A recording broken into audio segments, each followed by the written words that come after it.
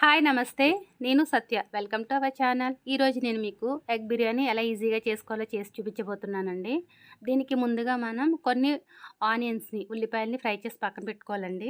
ఈ ఉల్లిపాయలు ఫ్రై చేసుకున్న వాటితోటి మనం ఎగ్ బిర్యానీ చాలా టేస్టీగా చేసుకోవచ్చు.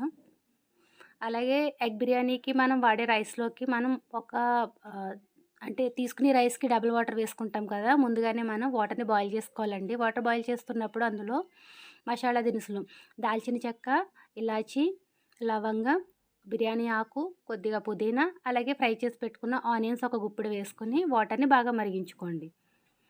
మరొక స్టవ్ పై కళాయి పెట్టుకొని, కళాయి హీట్ అయిన తర్వాత ఇందులో ఒక 4 టేబుల్ స్పూన్‌ల ఆయిల్ వేసుకొని, ఒక స్పూన్ నెయ్యి వేసుకొని, ముందుగానే ఉడికించుకున్న ఎగ్స్‌ని మనం ఇందులో ఒకసారి ఫ్రై చేసుకోవాలండి. కొంచెం కలర్ మారేంత వరకు. ఇలా నెయ్యిలో ఫ్రై చేస్తే ఎగ్స్ టేస్ట్ బాగుంటుంది. ఇలా ఫ్రై చేసుకున్న ఎగ్స్ తీసి పక్కన పెట్టుకోండి. మళ్ళీ అదే కళాయిలో బిర్యానీకి సంబంధించిన అన్ని ఇంగ్రీడియంట్స్ మసాలాలన్నీ వేసిన తర్వాత ఒకసారి ఇందులో కట్ చేసి పెట్టుకున్న పెద్ద ఉల్లిపాయ, అలాగే 4, 5 పచ్చిమిర్చి, కొద్దిగా పుదీనా, కొంచెం కొత్తిమీర, కరివేపాకు కూడా వేసుకోండి. వేసి ఒకసారి మెత్తబడేంత వరకు అన్నీ ఫ్రై చేసుకోండి. మంటని మీడియంలోనే పెట్టుకోండి. ఇలా కొద్దిగా మెత్తబడిన తర్వాత ఇందులో ఫ్రెష్గా మనం దంచి పెట్టుకున్న ఒక స్పూన్ అల్లం వెల్లుల్లి, ఫ్రై చేసి పెట్టుకున్న ఆనియన్స్ కూడా కొన్ని ఆనియన్స్ వేసుకోండి. ఇందులో వేసి అల్లం పచ్చివాసన పోయేంత వరకు ఫ్రై చేసుకోండి. ఇప్పుడు ఇందులో ఒక 1/2 స్పూన్ పసుపు, మీ రుచికి సరిపడా ఉప్పు కూడా వేసుకోండి. అలాగే ఇందులో గరం మసాలా నేను ఒక స్పూన్ వేస్తున్నానండి. టేస్ట్ ప్రకారం మీరు అడ్జస్ట్ చేసుకోండి.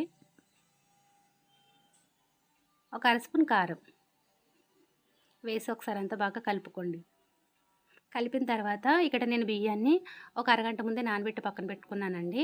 అవి ఇందులో వేసేసిన తర్వాత ఒకసారి మసాలా అంతా బియ్యానికి కలిసేంత వరకు ఒకసారి కలుపుకోండి. ఇప్పుడు ఇందులో మిగిలిన ఆనియన్స్, కొద్దిగా పుదీనా, కొద్దిగా కొత్తిమీర అంటే మిగిలిన ఉన్నవన్నీ వేసేసిన తర్వాత ఒకసారి కలిపేసుకొని ఇవి కూడా మనం ఆల్రెడీ వాటర్ని బాయిల్ చేసి పక్కన పెట్టుకున్నాం కదా, వాటర్ని వేసేసుకోండి. వాటర్ బాయిల్ అవ్వకపోతే కనుక రైస్ బాగా కుక్ అవ్వదండి. వాటర్ బాయిల్ అవుతున్న వాటర్ వేస్తేనే రైస్ బాగా కుక్ అవుతుంది. ఒకసారి వేసిన తర్వాత అంతా బాగా కలుపుకోండి.